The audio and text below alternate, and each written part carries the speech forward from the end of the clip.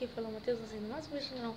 E hoje, galera, eu vou trazer pra vocês um tutorial diferente de como vocês tirarem aquele erro no início do TouchWiz parou. Isso aqui já aconteceu comigo. E eu também, mano, foi muito difícil tirar isso daqui. Eu aprendi no Google mesmo, vendo um tutorial.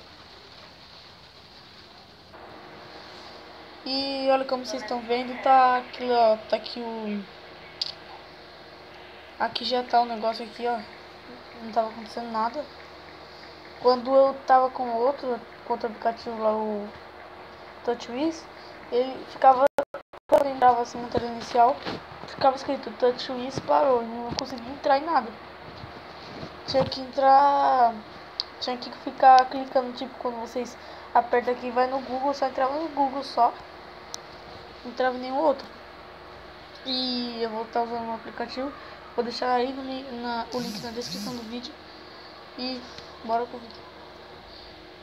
Vocês vão ter que entrar no aplicativo quando vocês tiverem baixado ele. Espera aí, deixa eu escolher os dados dele aqui. Espera aí, depois que eu escolher os dados eu volto, beleza? Voltando aí, galera, aqui o Nova Launcher. O nome do aplicativo é Nova Launcher. Eu vou limpar os dados dele. Agora deixa eu entrar nele. Aqui, ó. Quando vocês entrarem, vai ter escrito assim: bem-vindo a novo. Dedique alguns minutos para selecionar algumas preferências básicas para ajudar a nova a se encaixar melhor. Aí tem as coisas aqui, você pode selecionar o backup. Eu vou ir para próximo. Vocês podem escolher o claro ou o escuro, o tema. Eu vou escolher claro. Vou colocar imersivo. Vocês colocam botão ou deslizar para cima, que vocês deslizam e aparece o nosso aplicativo. Vou colocar no botão, que é o que eu tava aqui agora há pouco. Aí eu vou colocar em aplicar.